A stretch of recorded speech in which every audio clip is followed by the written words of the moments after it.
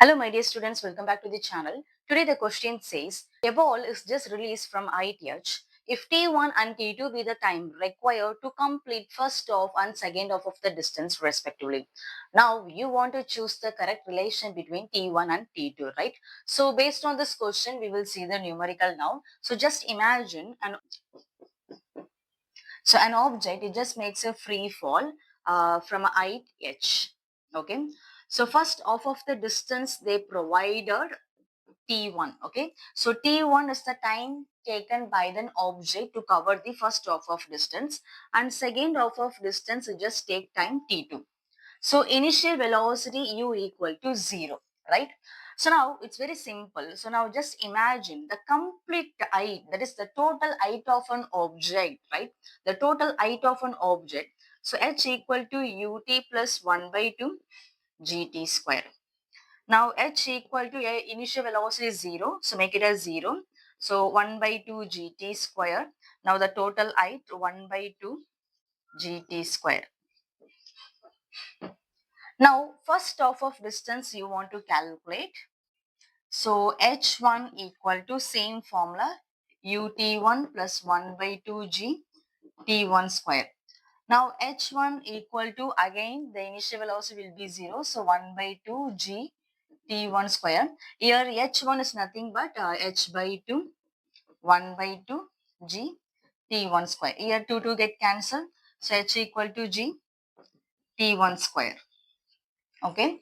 Now second one you have to see. So h2 second segment again the same formula. So ut2 plus 1 by 2 g t2 the whole square. Now this you want to find it out. So for the first segment, your initial velocity u equal to 0. Here there will be the final velocity, right? For the next segment, so this velocity acts as the initial velocity for the second segment. Now you want to find out what is v here. So very simple. So now just find u, we can apply the formula v equal to u plus gt. So here u is the initial velocity 0 plus g t1 for this first segment we are choosing. So v equal to g t1. So now this velocity acts as the initial velocity for the second segment, right? So now make it as u. Now you just apply here. So u will be the g t1 t2.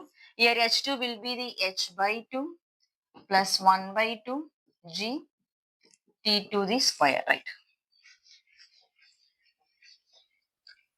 So now here h already we have find it out, right? So now make it as first equation and second equation. Now substitute equation 1 in equation 2. So now g t1 square by 2. So g t1 t2 plus 1 by 2 g t2 square. Now g get cancelled. So remaining t1 square. Now I just make a cross multiply of 2. So 2 t1 t2 plus here t2 the whole square. Now we can arrange, we can rearrange this one. So t2 square plus 2t1 t2 minus t1 square equal to 0. So we can apply based on quadratic formula.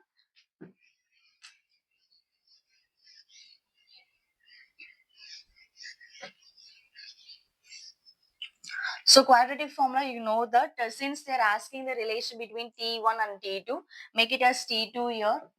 So formula minus b plus or minus square root of b square minus 4ac by 2a. Now you want to find it out. The a value will be 1. So b value will be 2t1 and c will be minus t1 square. Okay, now substitute here. So t2 equal to minus 2t1 plus or minus square root of 2t1 the square minus 4.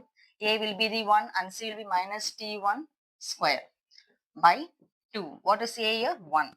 So now again, so minus 2 t1 plus or minus, so square it now. So 4t1 square plus 4 t1 square by 2.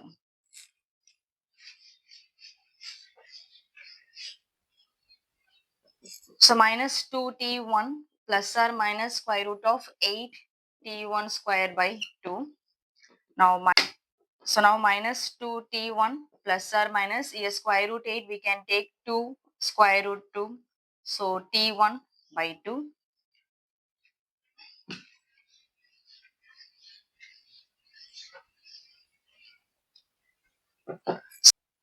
Okay, now 2t1 is common here. We can take it out.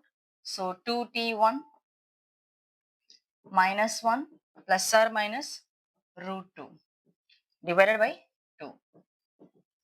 So now 2 get cancelled. So t2 equal to t1 minus 1 plus or minus root 2. When we are talking about the time, you don't want to consider the negative sign. So now just consider the positive sign alone. So t2 equal t1 minus 1 plus root 2. Now rearrange this expression. So t2 equal to t1 square root 2 minus 1. So this is the correct relation between your time t2 and then time t1.